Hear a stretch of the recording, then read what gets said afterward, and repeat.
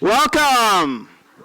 Thank you all for coming to the 4th annual Stand Up for Alzheimer's Comedy Fundraiser. Give yourselves a big hand for coming out. Thank you all for coming. My name is James Johnson. I'll be your host for the evening. We got 10 wonderful, funny, local Missoula comedians for you tonight, so we're going to have a lot of fun tonight. As we begin, I am happy to announce that this production is being recorded by the Missoula Community Access Television as part of a media assistance grant donated to the Alzheimer's Association by MCAT. So, yeah. Look for that on MCAT later and on their YouTube channel. Like I said, my name is James Johnson. I'll be your host. I've been doing stand-up comedy for 8 years. Yep, and you may wonder why I got into stand-up, and I'll tell you it's because I wanted to get over my fear of public speaking. And it is not working. I am so nervous right now, but we'll get over that. We'll get through that. I'd like to thank my wife, Michelle, for all the work that she has done on putting on this show and all the shows we've done in the past. I still remember our first fundraiser that we did. I made a mistake, and I referred to it as the Alzheimer's Foundation. And the spokesperson came up and corrected me and said, it's the Alzheimer's Association. And I thought, oh, Alzheimer's Association, AA. Well, why didn't you say so? If you want me to remember something, you need to put it in terms that I can understand. So, before I make any more mistakes, I would like to invite to the stage Katie Stainer. She's the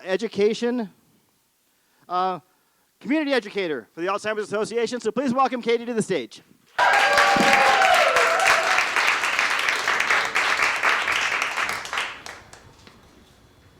Okay, I can agree on 2 things. 1, I'm very, very nervous right now. And 2, the acronym is really unfortunate. And even text speak, I try to shorten it sometimes with 3 letters, and it's worse. But I do want to thank you all for coming out tonight. I love Missoula, and I'm glad that we can all agree on something. So, I just want to say thank you so much to, 1, the comedians for volunteering their time, and all of you for showing up and supporting something that is so near and dear to my own heart. I'm a community educator, which means that I go out into our community, and I educate on all things Alzheimer's and dementia. Like many of you here, I've lost family members to this horrible disease, and it does predominantly affect women in various groups, so that's why I'm passionate about it, and we can put all the depressing stuff in the past now. So I just want to say thank you all so much for coming, and next up, as far as events for the Alzheimer's Association of Montana, is the Walk to End Alzheimer's, September 29th, and so if you want to have a good time there too, feel free to come out. But other than that, thank you all so much for coming. I really appreciate it.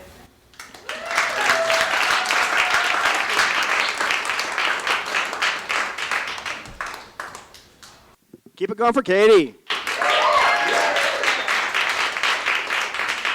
Yeah, I don't know if you've noticed this driving up and down Brooks, but that building that used to be a Subway is now a dispensary.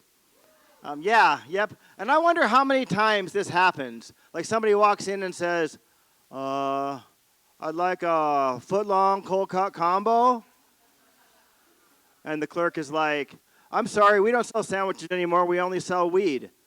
And the guy's like, I got plenty of weed, I just really want a sandwich. And the guy's like, clerk's like, I've got a turkey sandwich that I brought from home, I'll let you have that for $5. He goes, yeah, that's a good idea. That's a good deal. Yeah. Congratulations, Missoula. You've come full circle. There are now illicit sandwich deals going down in the parking lot of the dispensary. I wrote this bit called How Missoula Are You? It's like, do you remember when the old sawmill district was still just the old sawmill?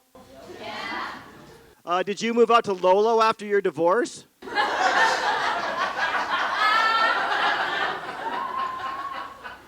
Do you live in a studio apartment? Except it's not a studio apartment, it's a Subaru Outback? And it's not considered a studio because the space behind the seat counts as a bedroom. Do you brew your own kombucha? Do you dabble in the occasional drum circle? Are you good at hacky sack? Or as it's also known, the dance of the unemployed? Do you have a rescue couch?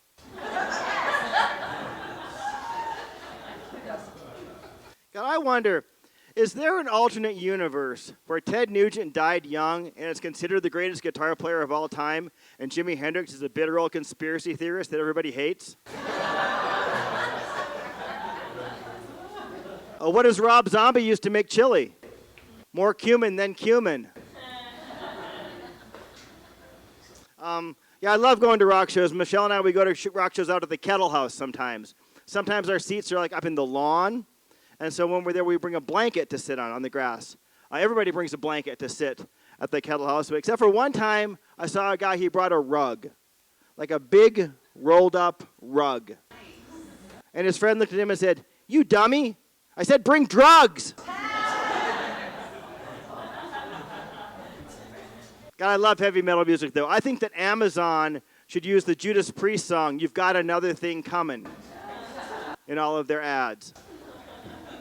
I love heavy metal even when the lyrics don't make sense. Like Thin Lizzy. Like, "Tonight there's gonna be a jailbreak somewhere in the town, but probably at the jail."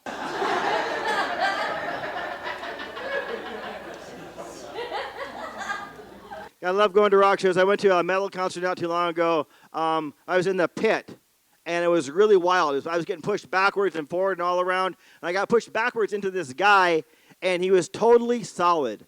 I mean, I felt like I ran into a brick wall. So I turned around to look at him, and his arms crossed. They were like right here on me.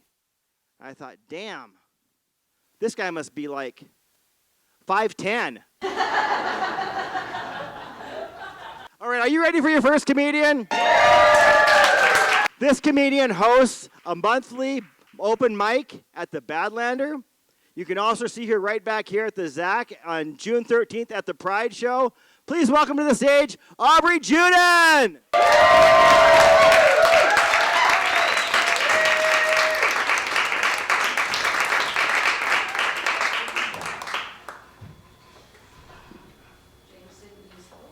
Is this on? It is.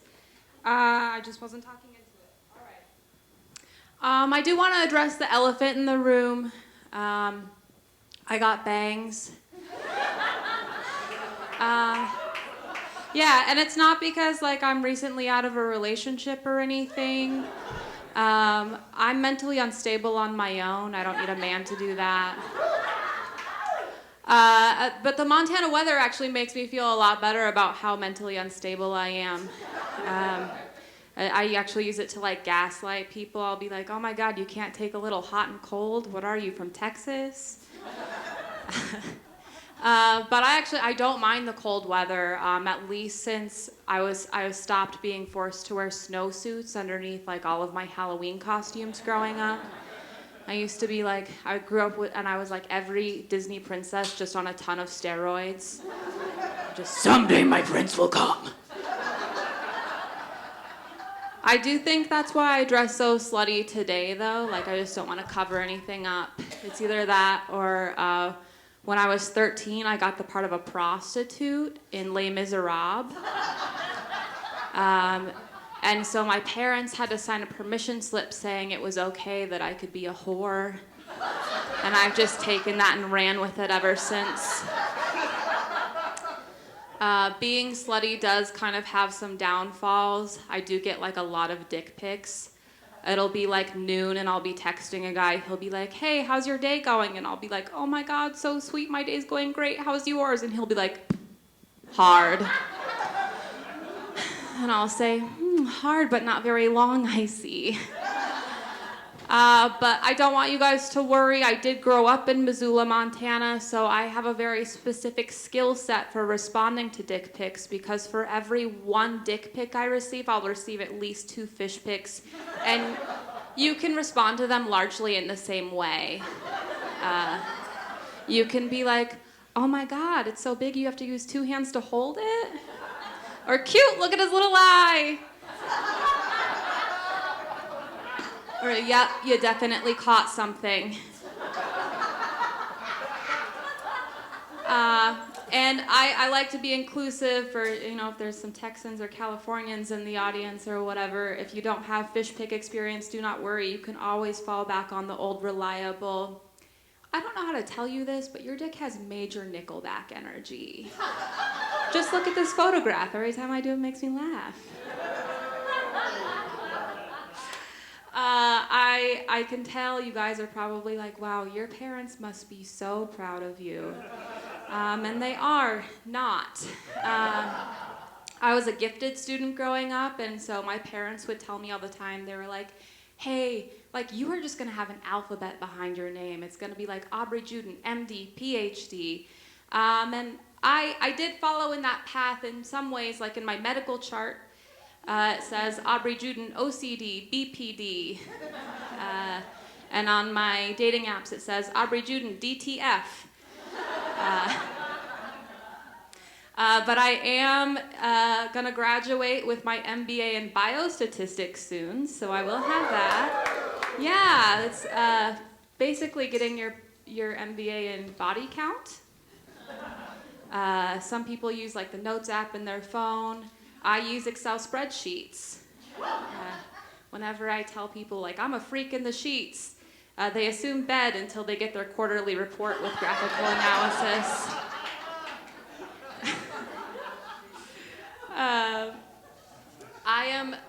I don't like dating apps. I'm not on them anymore. I find Tinder like really frustrating, especially in Missoula, because it does this thing where it will like recycle people you've said no to after you run out of people. It feels a lot like when I drink too much and just get like too horny and then hook up with like the friend that's on the side. Just been waiting there for a while. That also feels suspiciously a lot like every girls' night when I was in my 20s. We would get like all dressed up and go to like Plonk, and I'd see a guy, and I'd be like, no, I'm with my girls tonight. I'm not gonna like, no. And so we'd drink like a couple espresso martinis. A couple hours later, espresso martinis would turn into White Claws at the Rose. I would see the same guy, and I'd be like, do you guys think like the red light makes his alcoholism like a little bit cuter?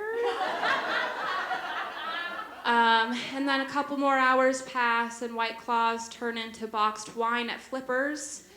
And he'll stumble by and I will mutter the 4 words that start every good situationship: I can fix him. I was really into fixer-uppers in my 20s. I think that's because I watched so much Bob the Builder growing up. So when I would see like a guy who was like 5'6", with alcoholism and daddy issues, my brain would just go, Bob the Builder, can we fix it? Bob the Builder, yes we can. But I'm 33 now and things have changed. I now watch murder shows. I've gone to a lot of therapy. So I will still like every so often see a guy, for instance, who like wants to use me as his therapist and live at my house for a couple of months. And my brain will still go, Bob the Builder, can we fix it? Bob the Builder, ah! And then I never see him again, and neither does anybody else. I do watch a lot of murder shows, and I frequently get the question on dating, like on dates, where people will be like, why do women watch so many murder shows? And I'll be like, it's because we're trying to figure out like where they made a mistake. And I think it's weird that they think I'm talking about the victims.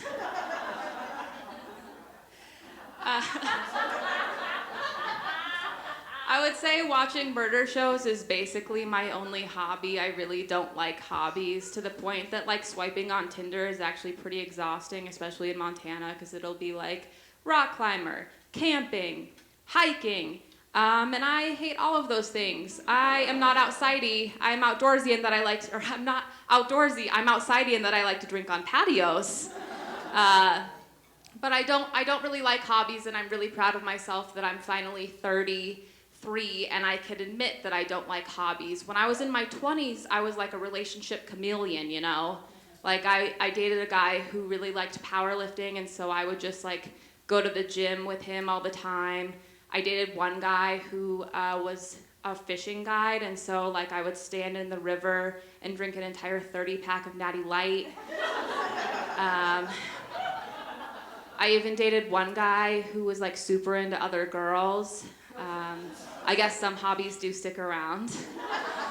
But I am still dating. I just use social media as the reason that I date, or as a way to get dates.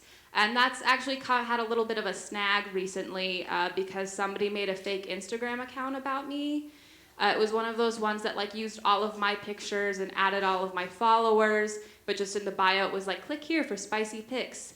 And honestly, I thought that it was so nice that somebody thought that my friends wanted to see me naked. Until it was met with a resounding no. All my friends slid into my DMs and they were like, hey girl, don't worry, like I reported it. I know this isn't you.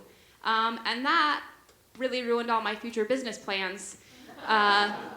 But I also had one ex slide into my DMs and he was like, hey, I know this isn't you because the only time you sent me a nude, you photoshopped my mom's face over your nipples. I had never met his mom. I just got her picture from her obituary. My name is Aubrey Jude and you guys have been great tonight. Let's get James back up here.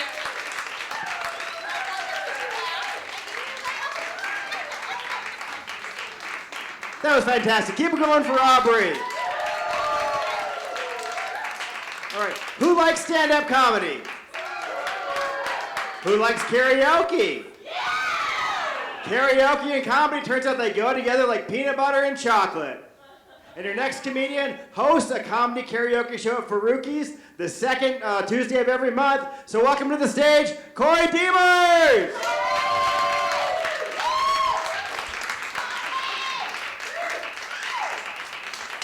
All right.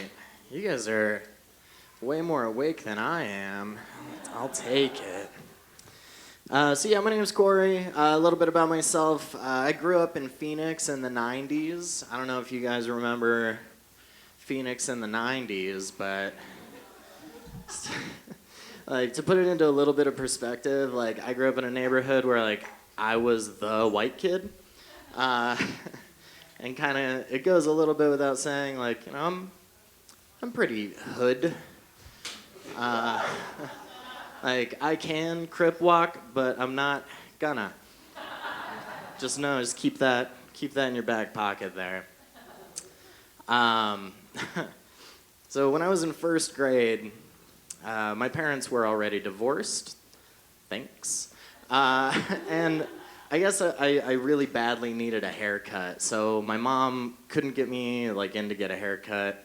So she asked my dad. She's like, "Will you take him to the barber? You know, get a haircut, whatever." I was like, "Yeah, of course." So we go to the barber, and the guy has me in the chair, and they're like, "All right, so like, what kind of haircut do you want?" And I was like, "I want my hair to look like Coolio." And I guess the barber and my dad were like, fucking, okay. So my dad walks away and the guy starts like combing my hair, getting it ready, whatever. He walks away from me and goes over to my dad. He's like, I can't do anything with this kid's hair. And my dad's like, yeah, I know, just give him like a normal haircut. And the barber's like, no, like I can't cut his hair. He has lice. But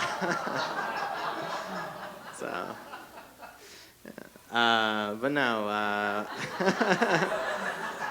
I've since gotten rid of the lice. I like going and visiting him down there every now and then. I've been up here for 20 years, so I'm like more from here than from there. Still very hood. But no, I go and visit them pretty often. But it's weird, you know, they're Phoenix people, so like they can be kind of colorblind sometimes. Like a time more recently that I was down there, we had like a weird moment in Home Depot where we were standing together and we're looking at this family, and it got into a debate about like what color they were. My dad was like, brown. My stepmom was like, yeah, brown, but kind of, yeah, cinnamon. And I walked up, I was like, Jesus Christ, you guys, it's burnt umber. Now will you please pick a paint so we can get the fuck out of Home Depot? Yeah, I thought that was going way somewhere else. But no, one of the funny things that happened when I was down there most recently, I was there for Christmas, and my grandma is starting to suffer from the early stages of dementia, which is a bummer. Like, we all know down the line it's gonna get, like, you know, bad. But right now, pretty fucking funny. For instance, my stepmom showed me this video of my grandpa in a hospital bed. He had just had like a normal procedure done, and he was just kind of waking up. And the camera pans over from him over to my grandma, and she looks the camera just like right down the pipe and does this.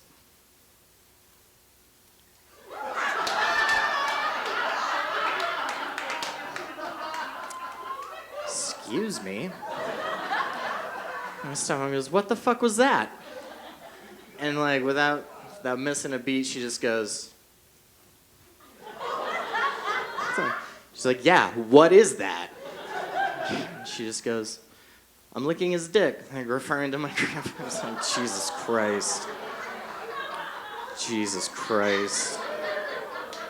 And like, I don't know about you guys, but that's the kind of love that I want. Like when things aren't working how they should anymore, I still want like someone to be like, yeah, that one. Still want that dusty old ball bag just slapping against my face. 80 years old. Jesus. So yeah, no, there's a bunch of things in this world that I don't understand, and one of them is this.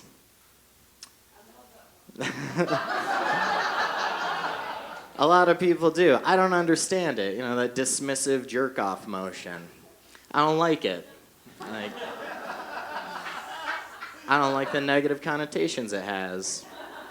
So I want to take it, flip it on its head, turn it into a positive. So whenever someone gives you like good news, you can respond that way. You know? Like for me, it'd be like, hey man, there's a new Robert Rodriguez movie coming out. I'm like, nice. That makes me want to come.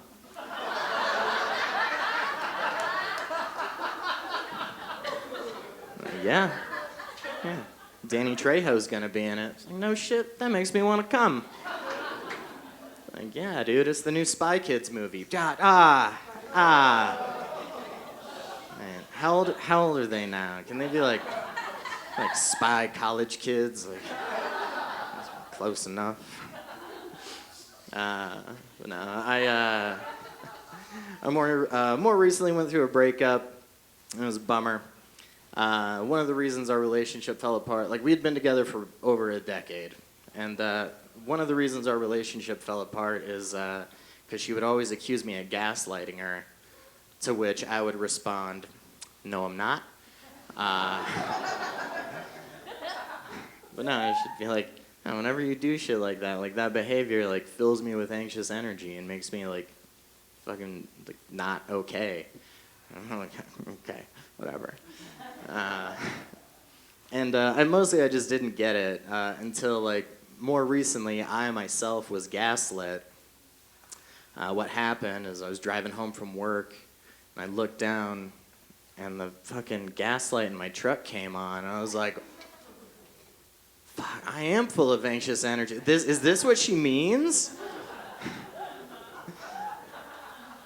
And I'm sure some of you out there are like, that's not what she means. Or, that's not how I sound. I don't know, man. One time I watched her pour a White Claw into a bottle of NyQuil, so who knows? But yeah, no. So now I live alone for the first time in over a decade. I don't have any pets, which is weird. We had a shitload of pets. Now I've got none. When that happened, my friends were like, "Hey, man, maybe you should get like a house plant, something. Give yourself something to take care of. It'd be healthy for you." Like, fine. So I went out and got myself a house plant, and to give it a little more personality, I decided to name it. And I ended up naming it Terry Schiavo because I'm just going to watch that thing slowly die. That's a bit of a deep cut. If you didn't get it, maybe you just need some more vegetables in your life.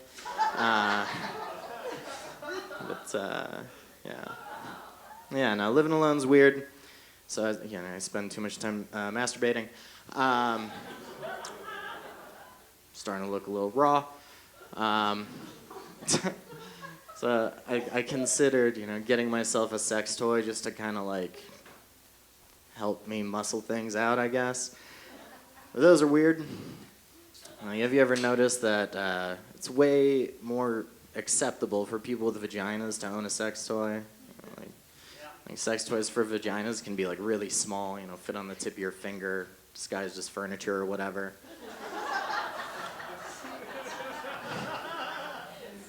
But why do sex toys for penises always look like evidence taken from a serial killer's house? That's a vagina in a cup. Or like a disembodied plastic ass that suction cups to your wall. What are you going to do with that? Where are you going to hide that one? I suppose put it in a box, kick it into your closet. It's all good and fine until you get yourself a girlfriend. She starts going through all your shit. Then you got to act out the end of the movie 7. What's in the box? She finally opens it up, and it's a rubber Gwyneth Paltrow head with its mouth wired open, like... Hey.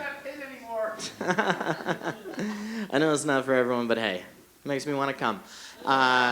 Anyway, thank you all so much. My name is Corey Demers.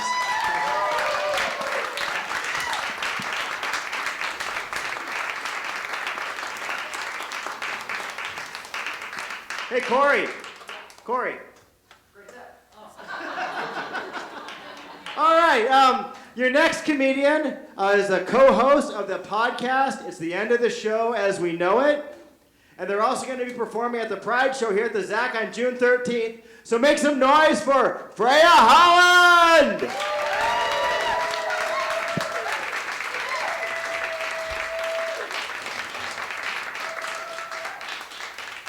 Keep it going!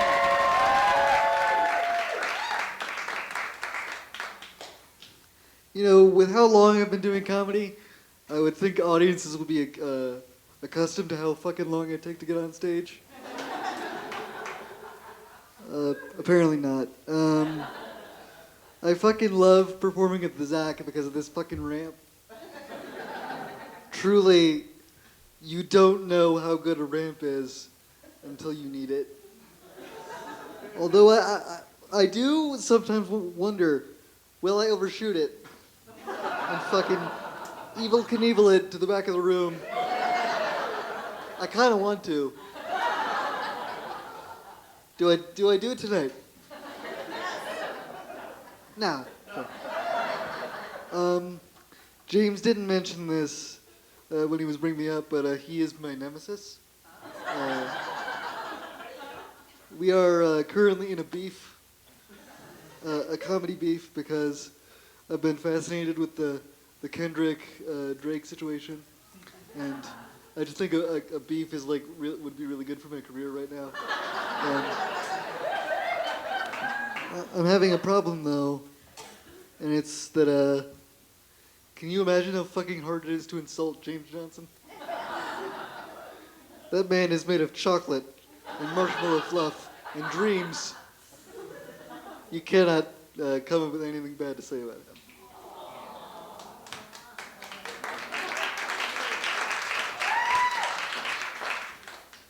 Yeah, take that, motherfucker. Am I doing it wrong? I think I'm doing it wrong. So y'all want to hear something funny that happened to me recently? Oh, good. Like, if you said no, I would have been fucked.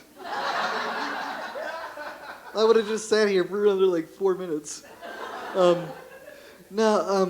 was going to a comedy show, and I was leaving my apartment building, and my brother was leaving the apartment building at the same time. We live in the same apartment building. You probably could have figured that out yourself. And the thing about me is, I am the youngest of 11 children. See, that's the appropriate response. Some people try to be fucking polite about it, but it's not, like, it's horrifying, it's bad.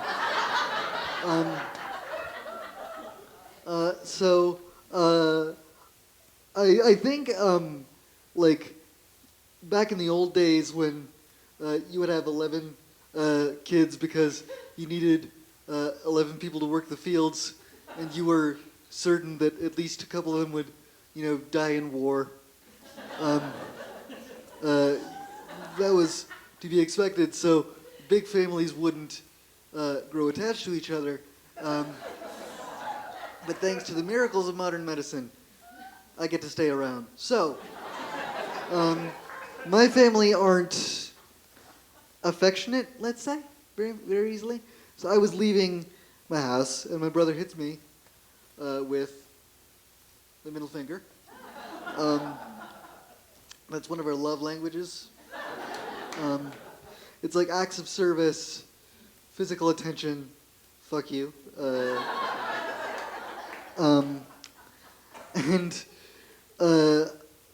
As he was doing that, he was in his car, and another woman was turning into the other lane just as he was doing it. So she thought he was flipping her off.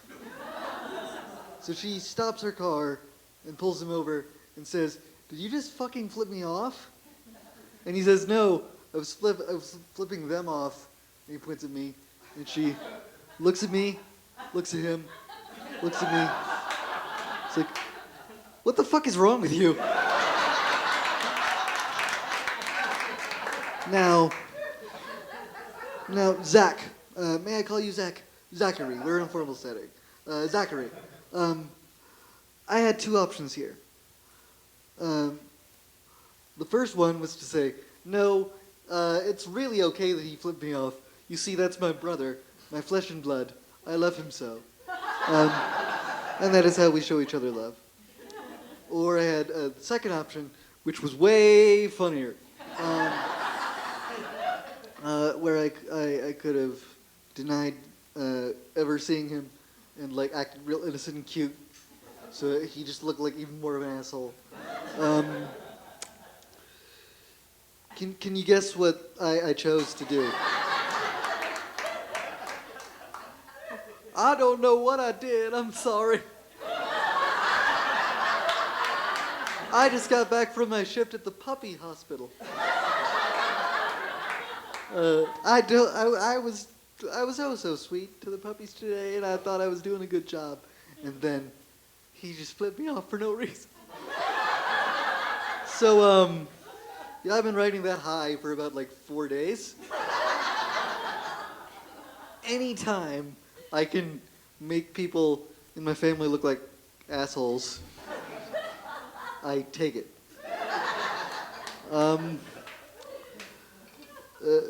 Being disabled is an interesting thing because, like, there are so many things that disabled people, like, get to make their lives easier. Like service dogs. People have asked, why don't you get a service dog?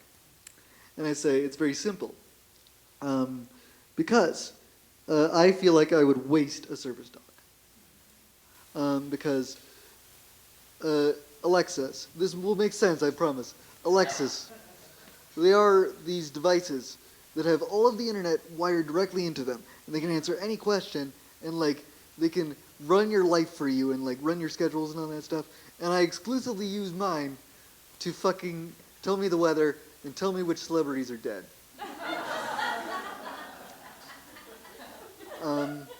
And service dogs are very similar, in that They are dogs who are trained from birth to know your every and exact need. And these dogs know you inside and out, and they will love you unconditionally. And I feel like I would just use mine to like roll me blunts and fucking shake and tell me which celebrities are dead. Because I think that could be a cool party trick. But another thing I would use it for is to make more best friends downtown. I feel like every drunk college kid celebrating a Grizz game victory thinks that he is my best friend when I'm downtown late at night. I was in town when we won the last Cat Grizz game, and there were so many people who came up to me and said, "Woo! You fucking rule, dude!" I was like, I'm rolling around. You're cool too, I guess. And I went to a thing, and I was waiting outside. I was waiting in the Wilma with my friend Bill, and my friend Bill went to the bathroom. I was holding his coat, and there was a fucking dude dressed as a hippie, and the dude dressed as a hippie said, "You know, you're unbelievable, dude. If I could wave a magic wand, I would make you exactly like me, dude." And I said, "Well, why would I want to be like you, dude? I like being me." And he said, "It's fucking right." He's fucking right. And he bawled like a child. And so, later as we exited the theater, he was talking to a lady friend. And he points at me and says, "That's the dude, man. That's the fucking miracle, dude. It's a fucking miracle." And my friend Bill, who is a genius, turns to this man and says, "No, that's Jesus Christ." And the hippie dude says, "I don't know about that." And again, I had two options. I could say, "You have a good night, sir. You've puked on your shoes a little bit." Or I could play into it. And once again, I want you to guess which option I took. I said, "No, I am Jesus Christ. And I have come to salt the earth and prepare the way so that all drunk hippies who annoy me at jazz concerts in Missoula will be judged." Also, you puked on your shoes. All right, thank you guys so much.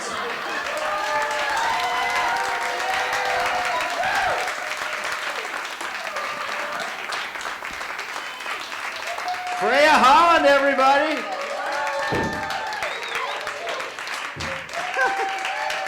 All right, keep it going. Freya, thank you for those kind words, Freya.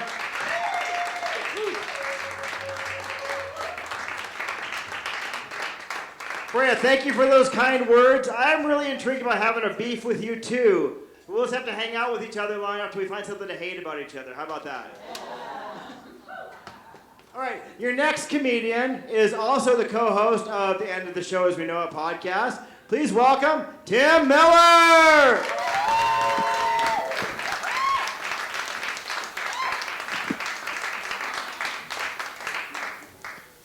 Freya's right, that is a darn good ramp.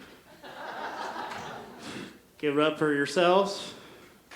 And give it up for James. Freya could not come up with an insult for you, James, but I have one. You look like if you kissed another bald guy with a goatee, from up above you would look like a ball sack. Feel free to use that, Freya. I look forward to helping this beef go along. How's everyone doing tonight? Good, great. I'm doing fine. Thanks for asking. see. I have a self-deprecating sense of humor. Really hate that about myself. There's alpha males, there's beta males. I'm an omega male. Yeah, I'm the last male anybody wants to sleep with. And not respecting that. Okay. Yeah. I'm a pretty like regular straight white male, so I haven't really like overcome any adversity. I've like definitely undercome some advantages.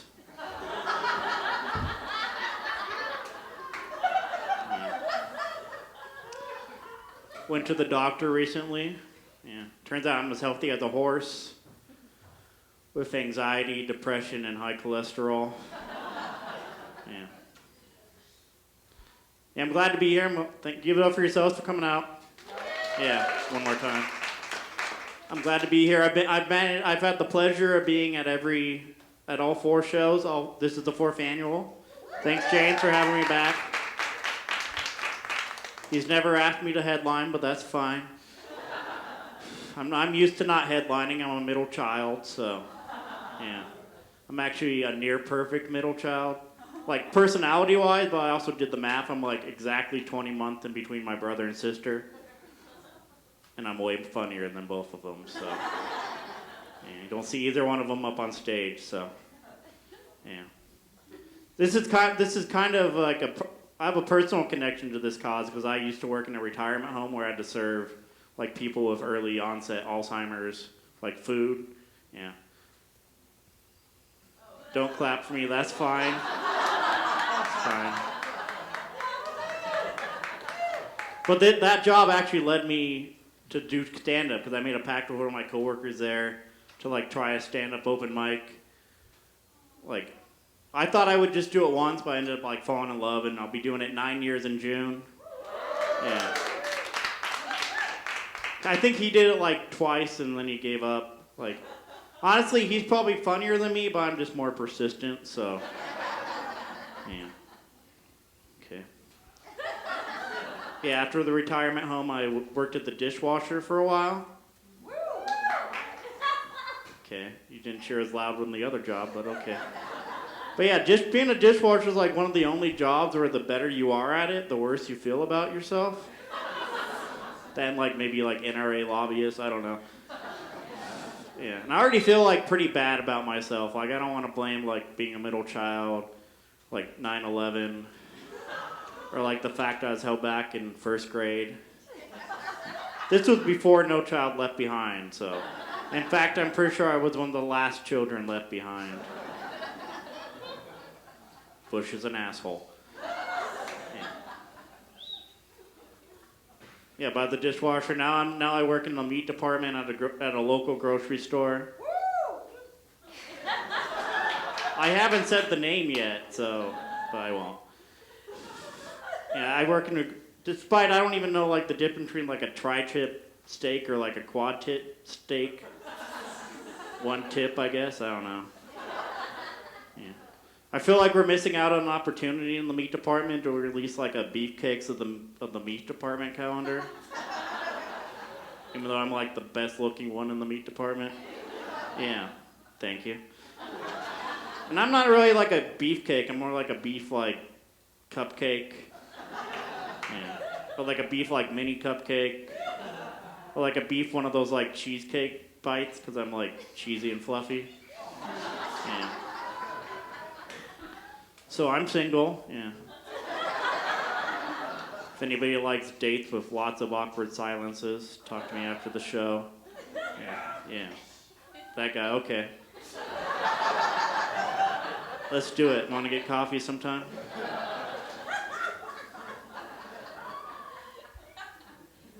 I'm single as a Pringle. Yeah. I'm sure you guys heard that phrase. Never? Well, it's a phrase. I didn't make it up, but it doesn't make a lot of sense to me. Like, sure, it rhymes, it sounds good, but like, Pringles are like one of the least single things around, you know? They're all like stuffed in that can, like the chip version of a human centipede. Like you try to grab one, you grab like 2 or 3. Yeah. It's just like a chip orgy in there. I think they need to like change it. I think I'm gonna change it to like mingle like a Pringle. Like next time I like have an orgy in a tunnel. After this, yeah.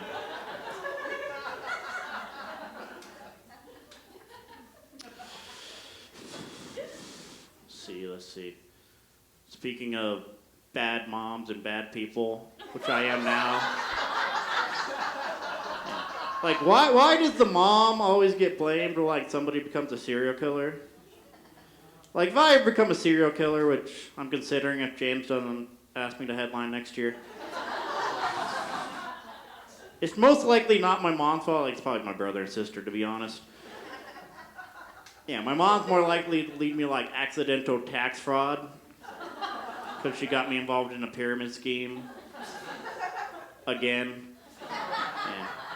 She actually got me involved in Amway one time. It's not the Amway to make quick money. Okay, thought the joke would go better. Yeah.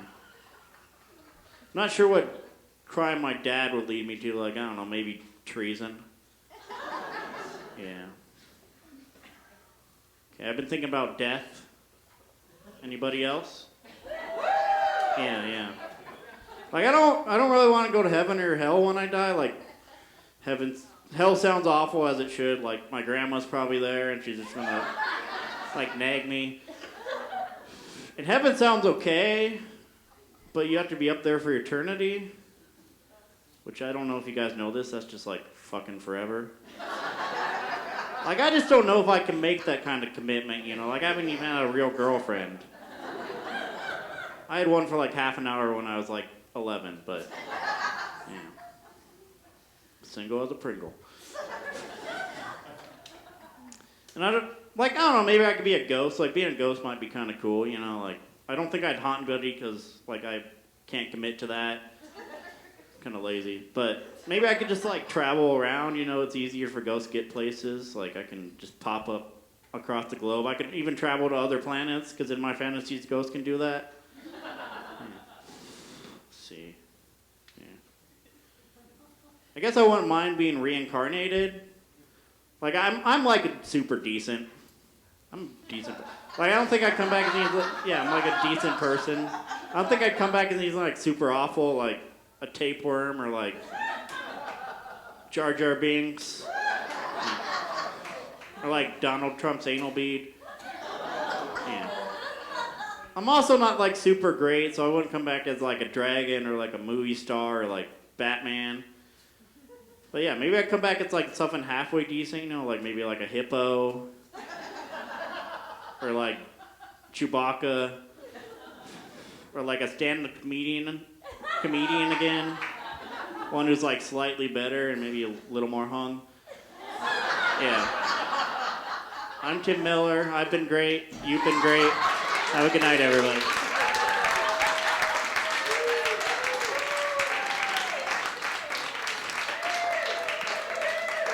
Thank you, Tim. Keep it going for Tim Miller. I didn't know I had a beef with Freya. I definitely have a beef with Tim. Tim, you look like George Michael Bluth if he never left the attic of the model home in season 1 of Arrested Development. All right, you can find our next comedian also performing at the Pride Show on June 13th here. I'm starting to sense a theme. This sounds like a great show. You should definitely get tickets for that. Please welcome to the stage, Aurora Staggs.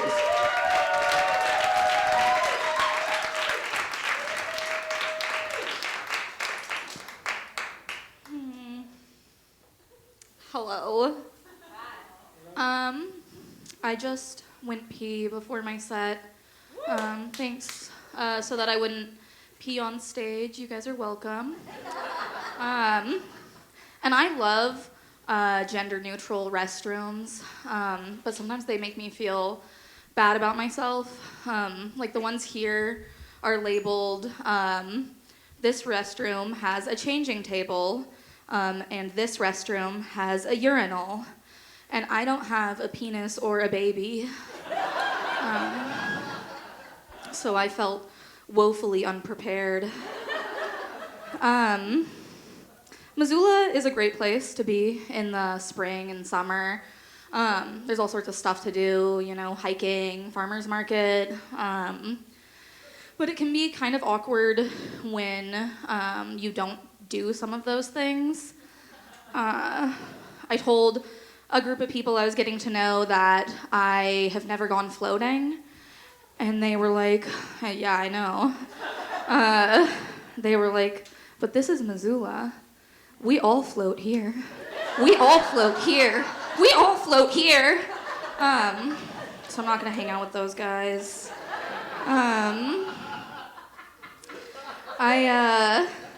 I've also found myself not relating to some of the friends that I've had for a long time because we're just doing different things, a lot of them have been on big weight loss journeys. Well, I've been on my own weight gain journey, involuntarily, so it's more like a kidnapping. But in any case, they'll say something like, I lost 2 inches this month, all thanks to intermittent fasting. And I'm like, sick. I also lost 2 inches this month, between my tits and my belly button. All thanks to Little Debbie and gravity.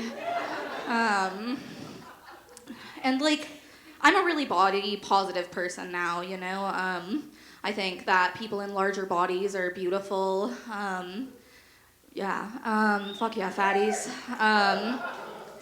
But when I was younger, I really wasn't comfortable with being plus size, and now that I am, just other people are uncomfortable with it.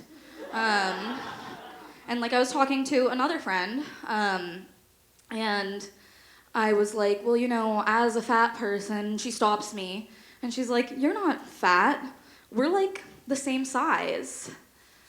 And I was like, oh my God, has nobody told you? That's crazy that you've made it this far without anybody telling you. Did you go to public school or? But we're also not hanging out anymore.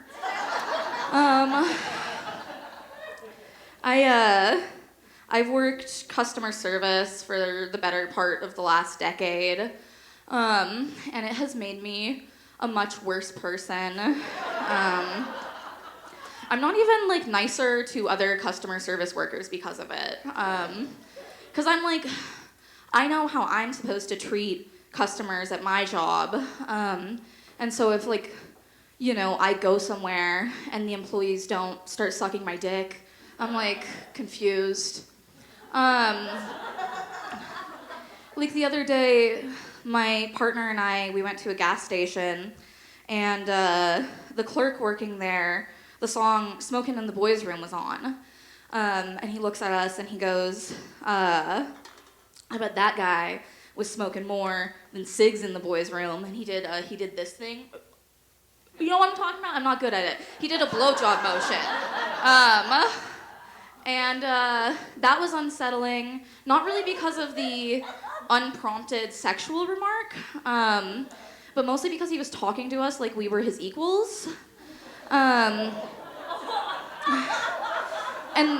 the thing is, customer service employees who are being too friendly are like wild animals that are being too friendly, It's like, I know he seems like he's nice right now, and you might want to interact with him, but he is sick. And he might attack at any moment. I want to let you guys behind the curtain for a moment on this show.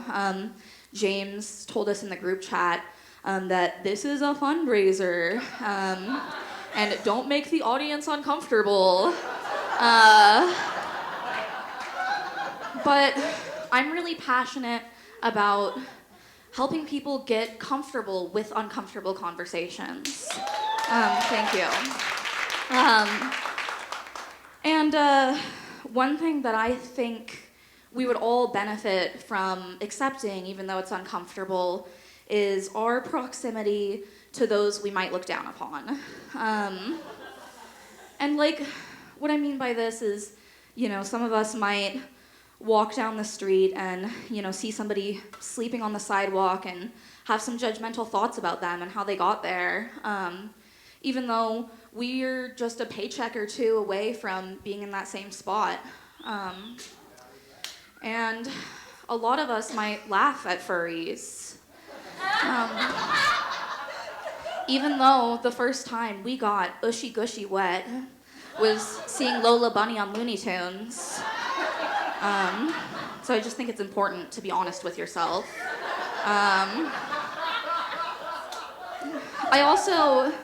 I know that people can be really uncomfortable talking about like illness and death, even though it's so a part of our world and our lives. I experienced this personally a couple years ago when my nana passed away from breast cancer.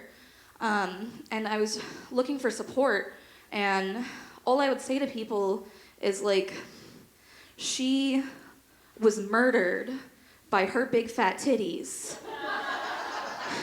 And everybody was really weird about it. So I just think we all need to be adults,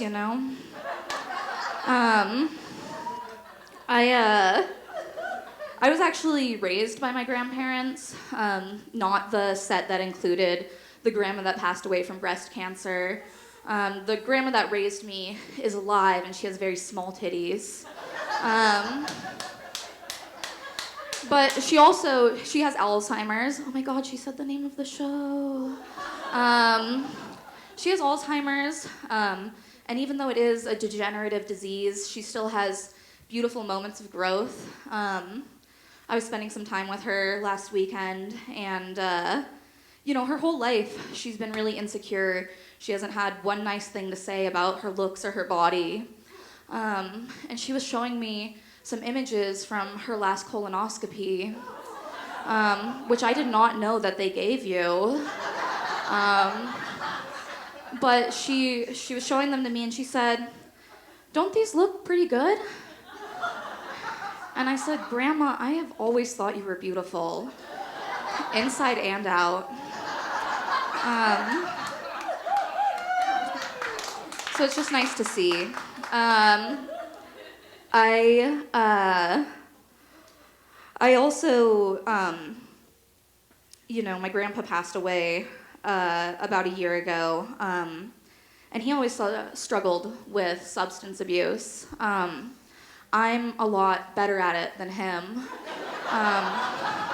so I enjoy my substance abuse. I think the trick is that I haven't really gotten into any of the hard stuff. I've only really ever been addicted to Plan B, which, if you're wondering how that happens, it's like, so regular, protected sex is like a freshly baked chocolate chip cookie. It's great. I could have it every day, and most importantly, it's safe. But unprotected sex is like raw cookie dough. You shouldn't have it, but it is a naughty little treat. And the first time that you try it and you don't get like salmonella poisoning, you think like, I could do this every once in a while. And then, every time you're baking cookies, you're having raw cookie dough. And that's how you get addicted to Plan B. Thanks, I'm Aurora Staggs.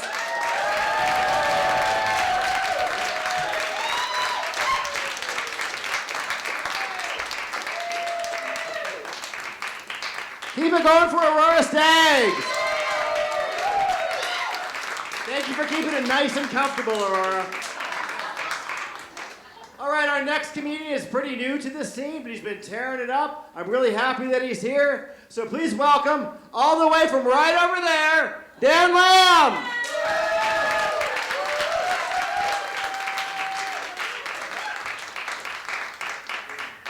Hey, how we doing, folks?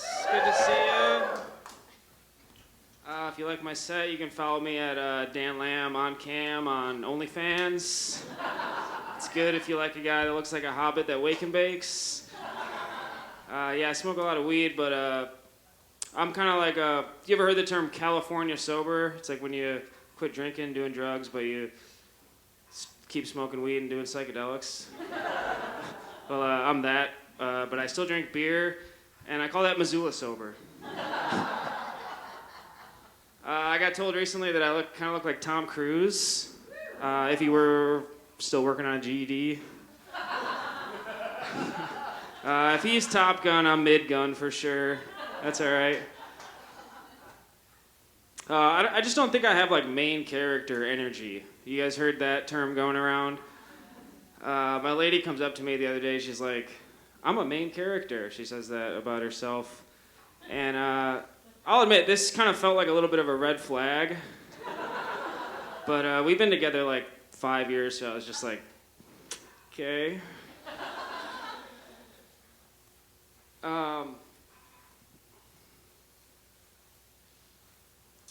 No, I just, I just feel like I'm okay with her being the main character in our relationship if that's how she feels. But my problem with the thing is that I just don't really feel like I'm like a end of the story kind of love interest, you know?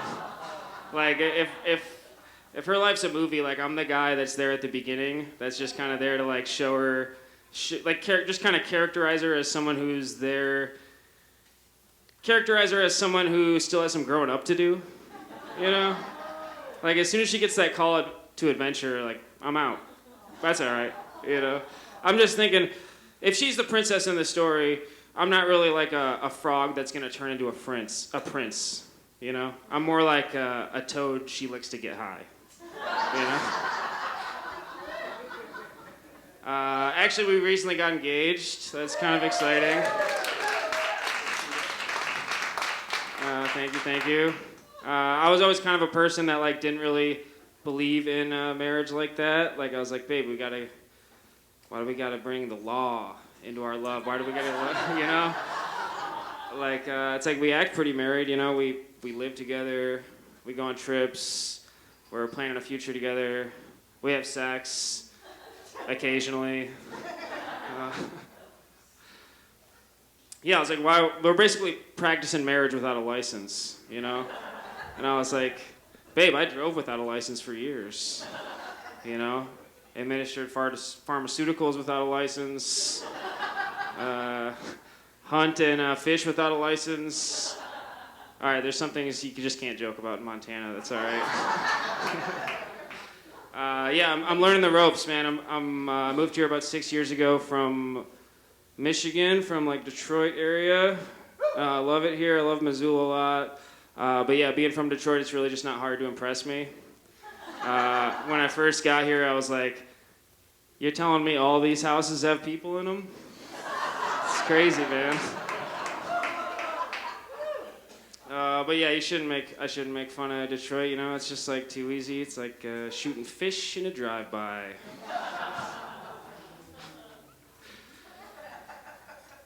No, I'm happy to be here, man. Happy as a clam. You ever heard that expression, happy as a clam? I never really cared for that expression when I was younger, because generally I'm really like deep down I'm really a very jealous and resentful type of person. So I hear the word happy as a clam and I'm like, what the fuck is he so happy about? You know, does he watch the news? Jesus Christ. You know, he's a fucking booger of the ocean, like, goddamn poor man's oyster, always hiding in a shell. Catch me outside the shell. We'll see how fucking happy you are, clam. Once I got you by the pearls. But I looked it up, only 1 in 10,000 clams produces a pearl. Fucking broke-ass bitches. But I looked. I was reading recently. I was trying to, better myself, getting educated. I came across the full version of that phrase is "happy as a clam in high tide," and I kind of like that. I found it a little more relatable because I'm also happiest when I'm high. I was thinking like there's a happy as a clam in high tide. Like that kind of means like there's a clam in low tide that's not doing so hot, you know. And that kind of just made me think, like, that's like life. You know, if you're not doing so great, you're having a rough go, maybe you're just in low tide, and that high tide's coming back around. And folks, that's not a joke, that's just uplifting. All right? Here's some more good news. I recently found out that I'm the #1 DoorDasher in Missoula. And I always tip the drivers. No. I recently just got DoorDash for the first time, actually. My neighbor's been getting it for maybe it's got to be twice a day for years now. And I knew one day I would succumb to those lazy desires, and I got to tell you, I succumb. Succumb hard, dude. I got a couple of Big Mac meals ordered to the house. And I don't know when the last time you had fast food in your home, but it's it hits different, you know. It smells different. And don't get me wrong, I love a good drive-through. I'm a big drive-through guy, but I do think that that's kind of where fast food has its place. You know, it really should be your mistress or something. It's just, that's for the car. That's for inside your car. But I was kind of thinking continuing this metaphor for food to sex, a lot of people could agree, right, that the best kind of food is a homegrown meal, or not a homegrown, a home-cooked meal with homegrown comedy, shout out. The home-cooked meal by people you love, shared with loved ones, and the best kind of sex has got to be passionate sex with a committed partner, right? All right, don't knock it till you try it, folks. All right. But it had me thinking, what would the sex equivalent to fast food through a drive-through be? And I was like, that's got to be getting a stranger giving you a hand job in an alleyway. You know, it's it's pretty quick. You know, you're probably drunk, maybe late at night. You definitely feel bad for the person giving it to you. All right, that's my time. Thanks so much, folks. I'm Dan Lamb.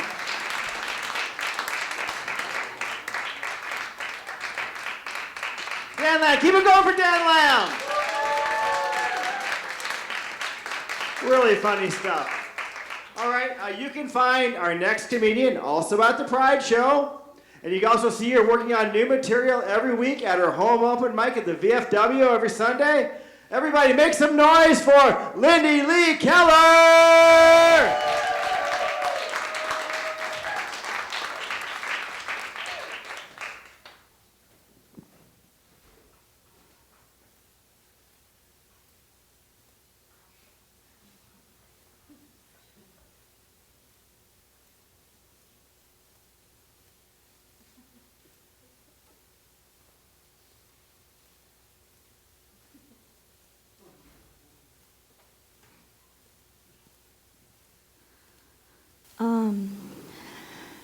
I was reading this thing about how to be a really effective stand-up comedian, you and the audience need to be on the same vibe. So I hope you guys are really uncomfortable now.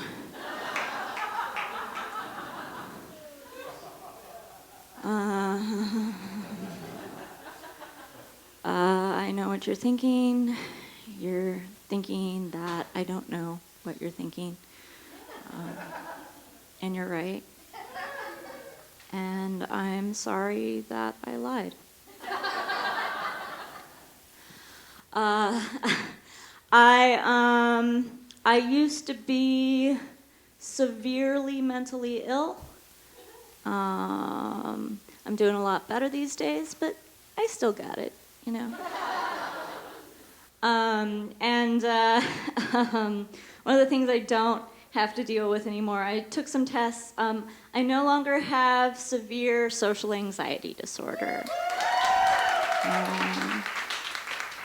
I had it for about 20 years. Apparently what I have now is an extremely reasonable fear of people.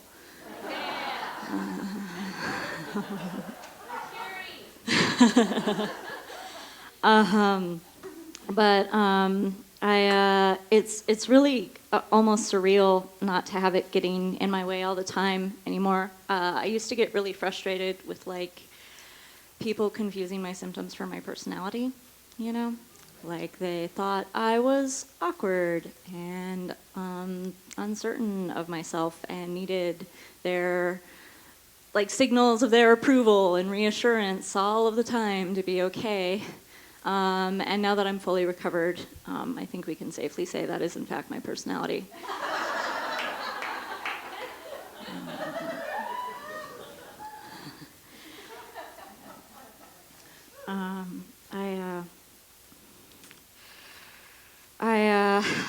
People used to tell me that I had low self-esteem. I used to think that I had low self-esteem.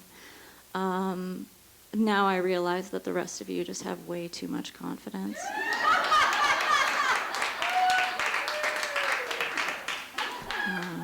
I think that confidence is the root of all evil. I worry that I'm going to get it.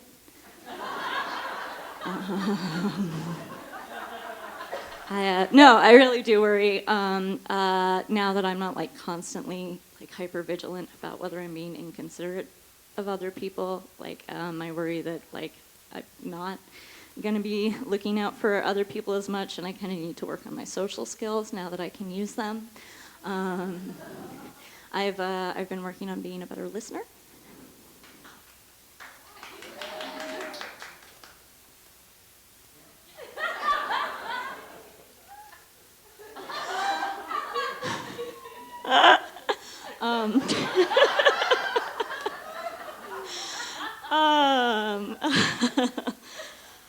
But yeah, no, I think that people who've never had it really don't understand how much social phobia interferes with your communication, you know?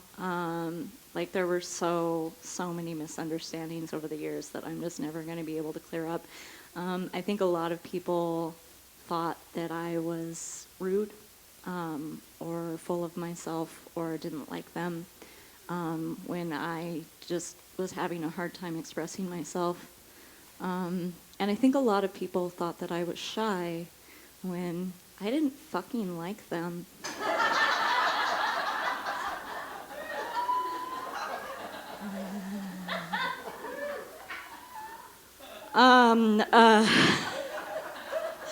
A whole wide world of things has opened up to me now that my social phobia isn't getting in my way anymore.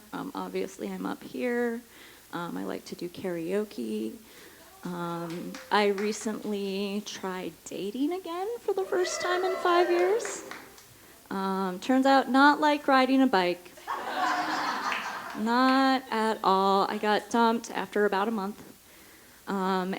Okay, so I wasn't even planning on dating quite yet, right? But like, I thought like, why not give this a try? And then the chemistry was just way more intense than I had anticipated, and before I knew it, I was like all blissed out and euphoric and kind of forgot that things could go wrong. This is also a perfect description of that time I had a fling with Vicodin, by the way.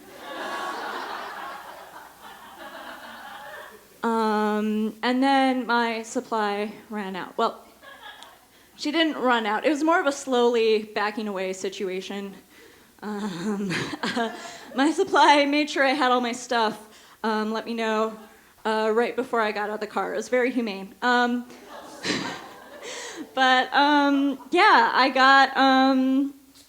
then I got hit with reality, right? And I had to look at all the terrible judgment calls I'd been making, and I came down and was just suddenly in such agonizing pain over all the shit I hadn't even realized I was carrying around. That was a joke about opioid constipation. So congratulations on not getting it. Good for you and your superior life choices.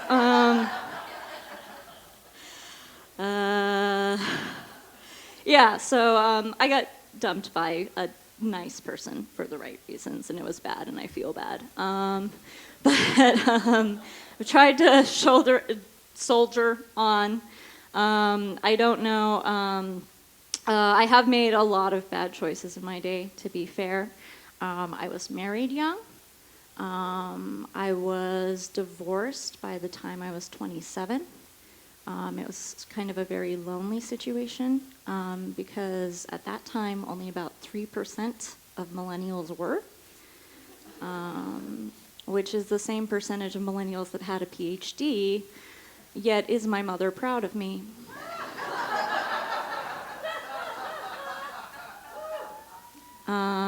I will say marriage is not a great deal for women in general. About 70% of all divorces are initiated by the woman. 100% of lesbian divorces are initiated by the woman.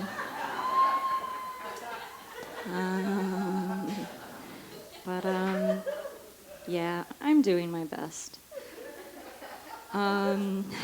Okay, can we have some real talk for a minute here? Thanks. You guys are lovely. Social anxiety disorder was not my only diagnosis, just, the most crowd-friendly one, ironically.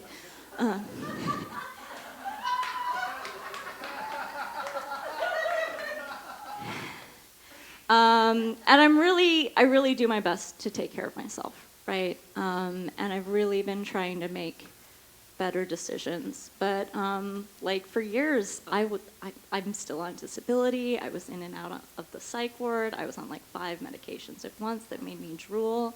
And I'm always so worried that I'm headed back there, I don't want people to start telling me which episode of BoJack Horseman I remind them of again. And settle down, it's fine. I'm better now. Relax. But no, I guess I shouldn't say that. I do just feel so raw and fragile all the time right now, and I have fallen back on some old bad habits. I know this isn't the kind of thing we normally discuss in polite company. I think maybe some people have noticed, even as I've been standing here, I do sort of try to hide it. Okay, so I know some of you might find this disturbing, but I did recently start cutting my own bangs again.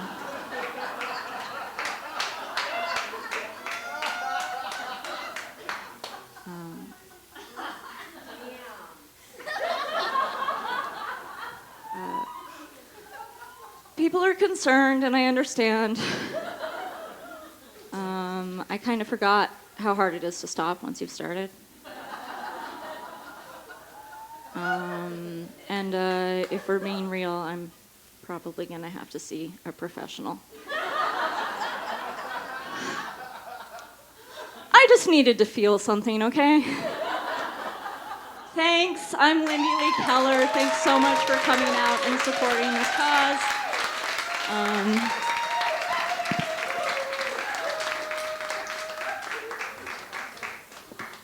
Keep it going for Lindy Lee Keller.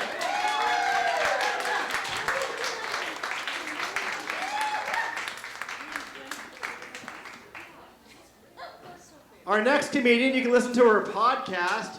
It's called Dry Humor with Abby Gonteric. You can see her every Sunday performing at the VFW open mic. She also, you can follow her, definitely follow her on Instagram at NotoriousABI. She is emotionally available and looking for love. Abby Gonteric!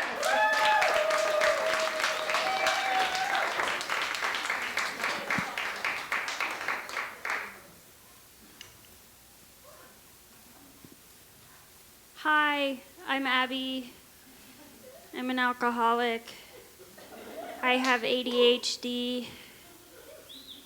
I've been sober for 4 years. Thank you. It kind of sucks. I had to go out to my car to do like a shot of energy drink, an energy drink. So, and then I backed it with a Dr. Pepper. Really getting on that caffeine. So today is Thursday, if you guys don't know. And that means tomorrow's Friday. My favorite Friday of the week. And that's because it's payday. And that means I'm gonna go to Costco. I'm gonna fill up my tank. And then I'm gonna go inside Costco. And I'm gonna get me a hot dog.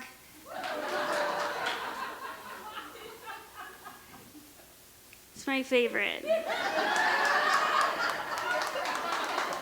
I don't think you guys know how long I've been thinking about this hot dog. All day, all yesterday, basically 2 weeks, because I get paid every 2 weeks. And so I got the conversation started since my last hot dog, because I got curious. I was like, hot dogs and cheese. What do we think, people? No! You didn't let me explain. I'm not talking with chili or any of that. I'm talking just cheese on a weenie. No. I will vouch for cheese on a chili cheese dog. That's good. Love that. But not cheese on a plain hot dog. That's just weird. I'm sorry. But it's weird. Thank you. And that's not why I got in trouble with HR. I'm just going to make that clear. Walking around, asking my coworkers, hot dog with cheese? Yes or no? It's not why. But we're not going to get into that. We're still on hot dogs. So, if I'm at a barbecue, Costco hot dog. I'm just excited. But the thing is, I don't do beans and weenies, but I do beans on my hot dog. All right, the world's worst liquid is hot dog water. The world's best side dish that's not a potato, baked beans. That doesn't mean that hot dogs should be just floating around all moist in beans. Nobody wants a soggy dog. But see, beans on a hot dog is great because the ratio between bean to ween is impeccable. You get that snappy crunch, the bread soaks up the moisture. And that's what I want in a relationship.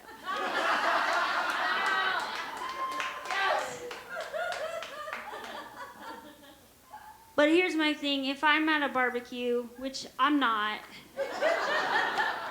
haven't been invited to one recently, but the season's coming up, so if anybody's having a barbecue, I will bring a pasta salad. It's on my bucket list to be invited somewhere and asked to bring a pasta salad, but that's not what we're talking about. So we're at a barbecue, and I'm given the option of a hot dog or a hamburger. Unless it's that kind of party, I'm choosing a steak, but it's not that kind of party. I'm gonna go with the burger because the chances of that hot dog falling on the grass, probably pretty high. I don't know. I wasn't watching.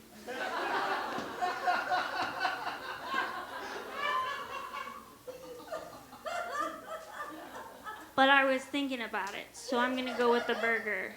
Either way, unless it's steak, I mean any sort of meat that like doesn't dry out. The hot dog dries out too much. You want the perfect amount of moisture and crispness, and you can't. I'm sorry, it's just too much on the grill. So I'm still going hamburger. Unless there's baked beans. Then we're going like that. Actually, if there's chicken too, we're going baked beans on chicken.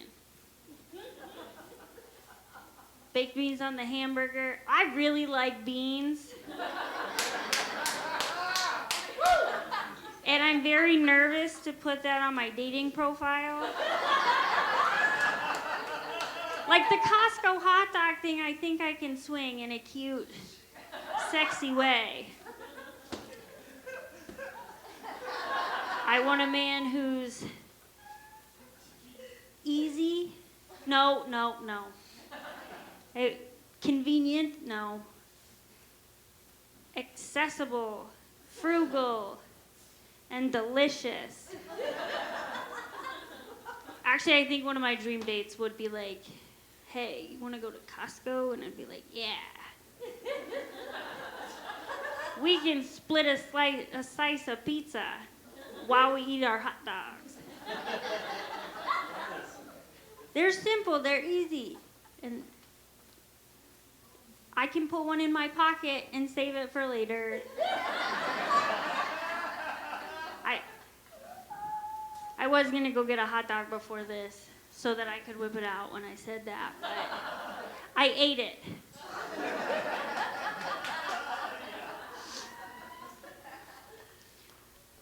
I guess I'm not even looking for that much in a relationship. I'm just looking for a Costco hot dog.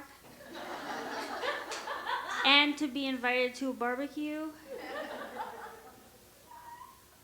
I guess I was raised to be a side dish. I always thought that like I needed a man to make my meat, and I did the BDSM, baked goods, dips, side dishes, miscellaneous. But now I'm a strong, independent woman who has her own Costco card.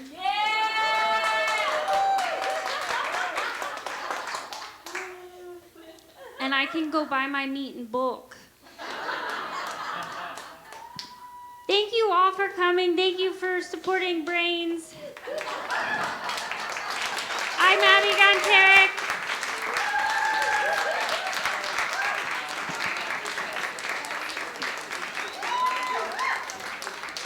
Tarek. All right, everybody, tomorrow after work, Costco food court. Who's with me? All right. Our next comedian will be performing at the Montana Drag Wrestling at the Roxy at June 7th. Get your tickets. It's going to sell out. We've got ours. Make sure you go to that, and make sure you welcome to the stage right now, Jackie Rapetti!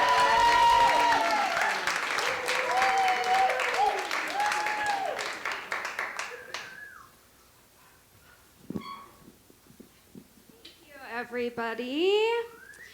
I admittedly was feeling a bit anxious about this set, having a little bit of like performance anxiety, like I feel like more men should have in the bedroom, but they're just so confident, and I'm just trying to channel that energy right now.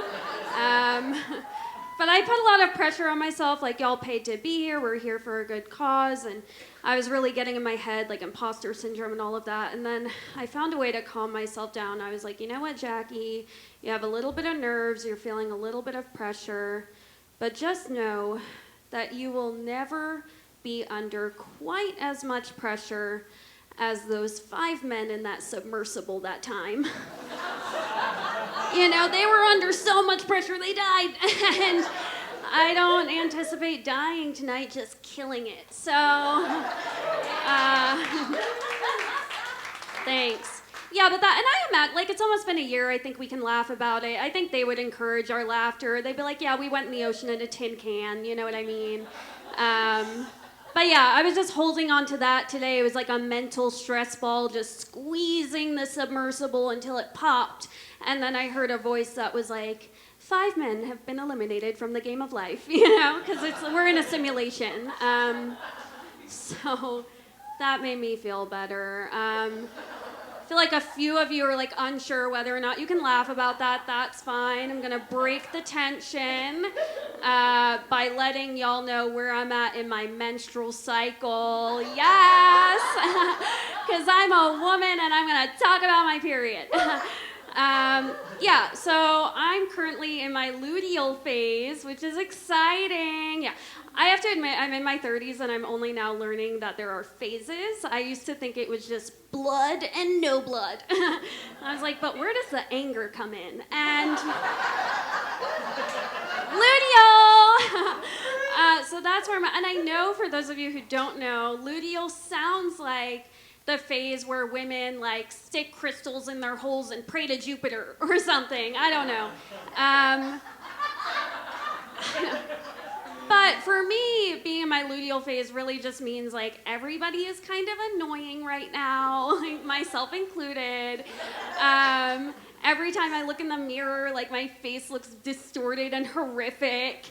And I'm just like sweating a little more than usual, which is a lot. So, yeah. So we're doing it, luteal. But I like to gaslight myself into like feeling better. Like I'm wearing a shirt right now that says good mood, so that people think I'm in a good mood. I think I'm in a good mood. But then I looked in the mirror, and in the mirror it says Doog Doom. And I was like, oh no. Doog Doom doesn't sound good. That sounds like what those men were shouting in the submersible. So, I don't know, you guys. And still, I realize some of you still might be like, TMI, Jackie, we don't care whether or not you're bleeding. And I get that, but like I also feel TMI when I see a pregnant person, I'm like, you're showing, ew.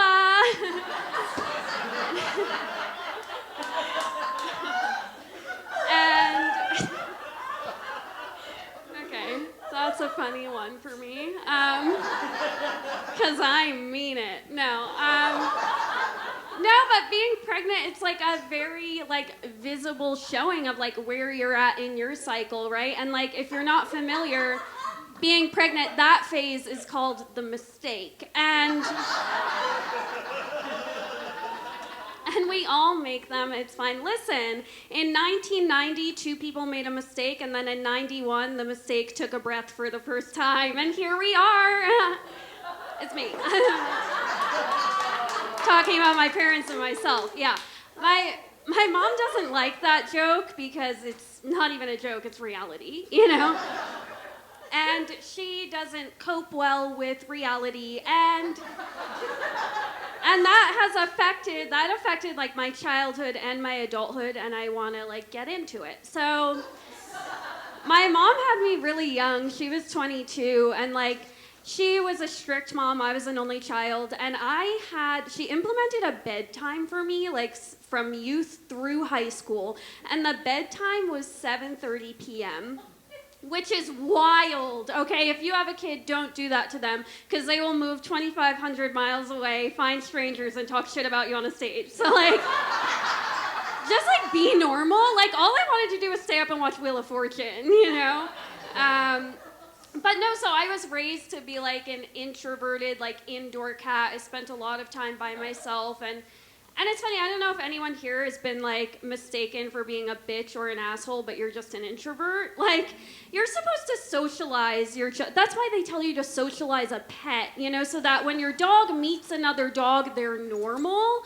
You're supposed to do that with kids, too. But now I'm just like, Doog Doom, I say weird things. I don't know how to, like, be normal. But so I spent a lot of time alone in my bedroom, and I look back and I'm like, I think it was good for like my character development and character building, but like not really my own character, but like my Sims. I played a lot, yeah, like Bella and Mortimer Goth were my homies, the OG Sim family. And then I would like woohoo, woohoo. And then when they had a baby, I would throw it in the pool and take away the ladders. And you know what? I'm a problem solver, okay? So, whatever. I'm also like unwell, but that's fine.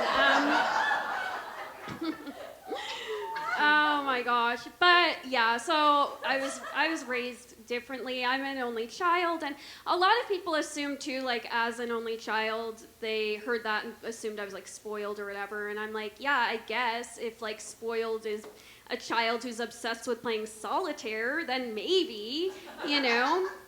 And now like that's taken me into my like adulthood, and I'm still obsessed with playing solitaire.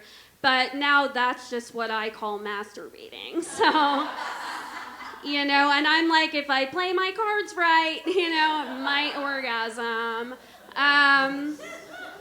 Yeah, but the thing is, I was playing solitaire in bed a lot, but that felt like sadder. So I've been playing solitaire on the floor recently, but it's carpeted, which is nice, and I should probably get waxed, and then I might not have to play as much solitaire.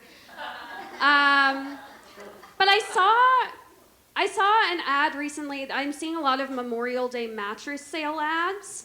And I saw one, I was like, maybe I do need a new mattress, not because mine is overused, but my mattress is actually atrophied from lack of use. You hop on it and dust comes out. So I saw a mattress site and they had an infographic of like, you know, which mattress suits your lifestyle. So they showed like a twin bed with a child in it with a stuffed animal. They showed a full bed with just a single guy. They showed a queen. It was a picture of RuPaul.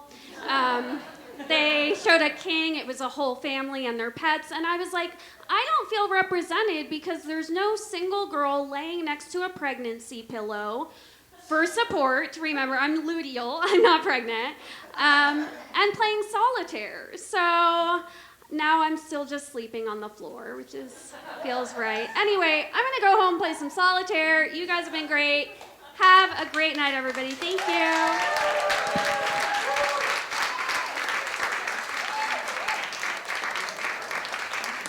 Thank you, Jackie. Jackie Rapetti, everybody. Keep it going.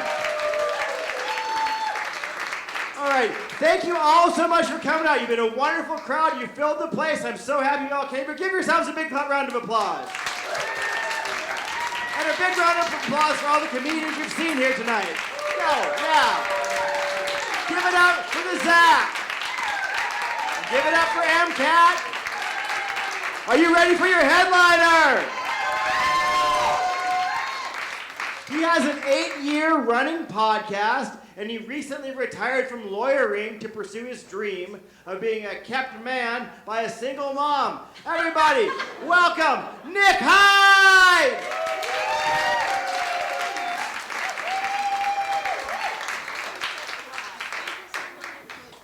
Hi. There's a group chat for the show. And James is like, "How do you want me to introduce you?" And I'm like, "I have a silly thing to say." And then earlier today, I was like, "I didn't ever tell him to say anything else, did I?" Which is good, because I'm not a lawyer, and I don't know. I could easily lighten up someone's life with my shenanigans that you're about to find all about. No, thank you all for being here. It's not often I get to be stupid and annoying for a good reason, so this is really nice for me. I have to open with a disclaimer, though, which is I did a show a few weeks ago, and someone came up afterwards. They were very friendly, and they said, "I really liked your set a lot. I liked the way that at the start you told everyone that you were feeling uncomfortable and fat and sweaty, and that you leaned into that character for the rest of the set, and I wanted to know how it is that you put yourself in that space." And I wasn't offended or anything, because that's not like the first time someone has given me the benefit of the doubt about whether I'm like really me or not. You know, I'm like, no, it is really like this. And I say this because sometimes, you know, you want to come talk to me after the show. This isn't going to get better. This is, you are buying what you paid for. People tell me I'm very awkward. That's not my fault that you don't know how to interact with me, you know? Like, do we blame the Sphinx for being mysterious, or do we just keep making like loose plans with the Sphinx? Because we're not ready to have that one-on-one conversation and get ready to know each other that well. It is weird though. I have a lot of friends who, here's the thing. I don't think I'm autistic. Every single one of my neurodivergent or autistic friends is like, come on, buddy. Come on, dude. You know, this guy thinks he doesn't know. Come on. And I always feel awkward about it. I'm like, why is it that you think, like, specifically me, that I'm neurodivergent? And like, well, why do you think it is that you ended up with so many neurodivergent friends? Did you think you're the only cool, normal-brained guy in the group? I'm like, yeah, that's what I thought the whole time. Like, I thought that was my job. Like, I'm like just a cool, normal guy who doesn't know how to interact in groups and thinks that any perceived eye contact is a threat of murder. But, you know, that's like, I was here to be the daywalker. Like, you've taken that away from me. And I don't know, I think it's like, I think my friends are just too soft, and they're like, there's got to be some neurological reason that you're rude. And that's just me. James mentioned I'm no longer a lawyer because it was bad and I didn't like it. So I'm doing other stuff now. But I really needed to quit because I think I was too silly to be a lawyer, honestly. It wasn't a good fit for my personality. Like, I took my clients' cases real seriously, but I only ever once in my life had to file a lawsuit of my own. I sued a landlord for stealing a security deposit from a roommate, and I sent a demand letter, and then when I signed off on it, I was like, oh, thank you very much for considering this, and we'll look forward to your response. Nicholas Jason Hyde, a fucking lawyer. And that was later used as evidence against me at the trial. Which is ridiculous. I don't know what they were trying to prove, other than that, like, I'm a little stinker, you know? Like, you stole my deposit, and I didn't like it. But that was also weird, because like I said, again, that's like the only lawsuit I've ever done on my own behalf. And it's also like when I had to like really confront just how like unfair and biased the legal system is, which is really a problem, except it was like totally in my favor. Because like, I worked in that court. I was a public defender. I'd be in front of that judge literally every single day of the week working cases. And so when I filed my paperwork for my little lawsuit, he was behind the glass in the judge clerk's office, and he looks at me and he sees it and he's like, oh, Nick Hyde, filing paperwork? Oh, and he's wearing his robes. And he looks at me and he starts going, who are you going to sue? Who are you going to sue? And I was like, this isn't right. This is... And I hope someone does something about this as soon as my trial is over. Yeah. Being a lawyer, like there are other things. I once had to pretend to not know what magic is, you know? That's a weird thing to have to deny about yourself. Well, because I had a client and it was in a divorce case, and he's like, oh no, like I think my ex is up to like weird, spooky, dark stuff. And I'm like, God, fine, whatever, what are you talking about? And he starts showing me all these like photos of like glass jars full of like mysterious herbs and roots. And he's like, yeah, weird, right? What's that about? And immediately I'm like, oh yeah, she's a witch. What are you worried about? Like, what are you doing here? Not a big deal. But I can't say that because I can't be both like someone who is a logical arbiter of fact and law, but who also just like occasionally dabbles in the dark arts. You know, just be like, this I do it on my off time. Don't worry about it. Like, you're fine. You're in good hands, but I know the ways. And, but like the worst part about it is like, yeah, I guess, you know, that's a concern or whatever. Oh, I represent the less cool half of this couple. This is gonna be a problem. How good of a job do I want to do even now, knowing there's about to be like a newly single spooky babe out there on the streets when this is all over? Be like, yeah, I don't know, man, like you had a good case when we started, but something happened, and not only do I think you're gonna lose the house, I think the judge would consider it a real gesture of goodwill if you installed a hot tub first. Don't worry about that. The reason I was like, well, yeah, obviously, this is magic, this is a witch. Not a big deal. I used to date a witch, which is fine, it's cool.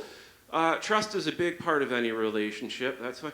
A lot of trust is required to be a witch's ex.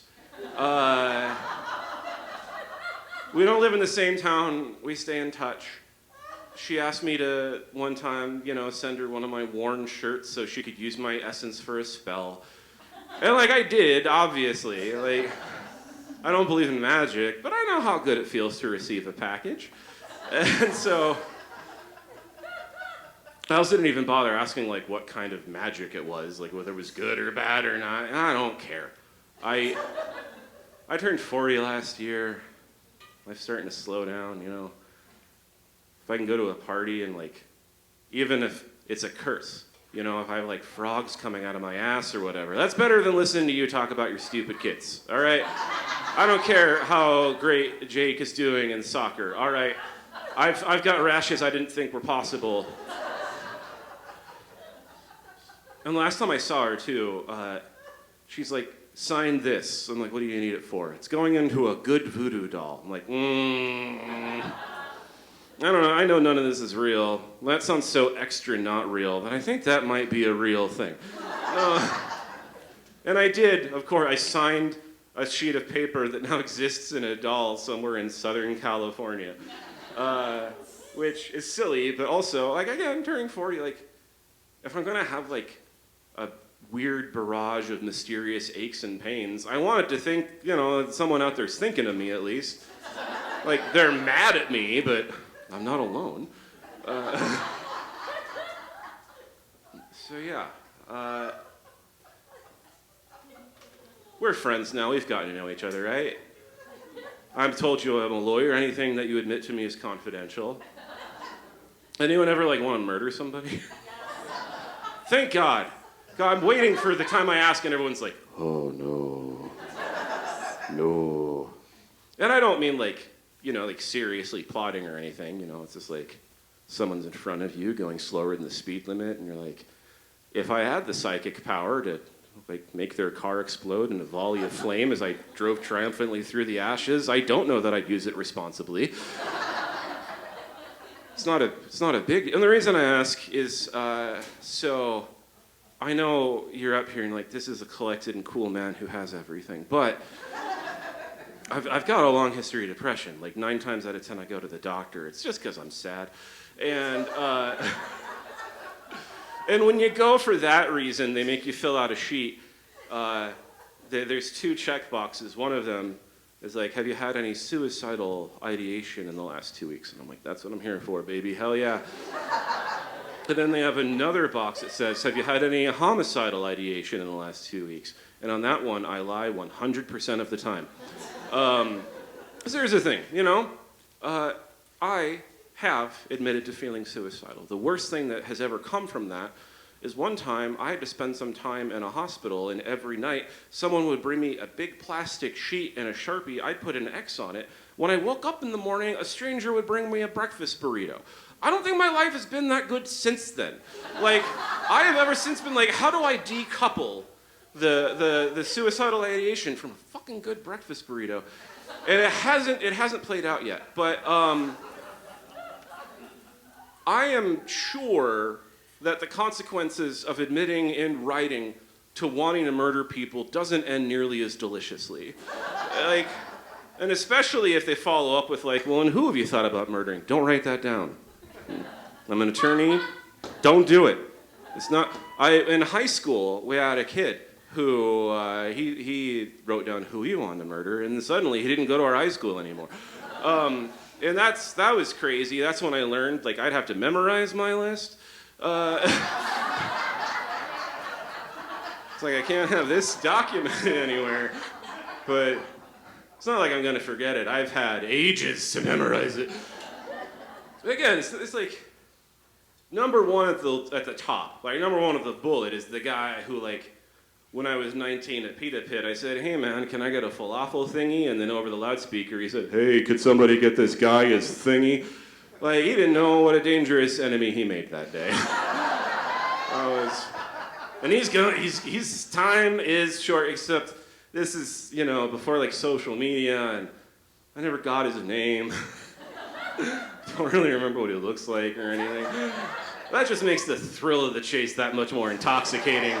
I'm just gonna walk down an alley and like smell and be like, it's him.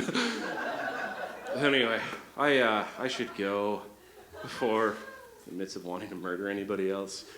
I think James is gonna do an outro. But thank you. Thank you for spending money on a good thing and for letting us be silly. You're lovely. Goodbye.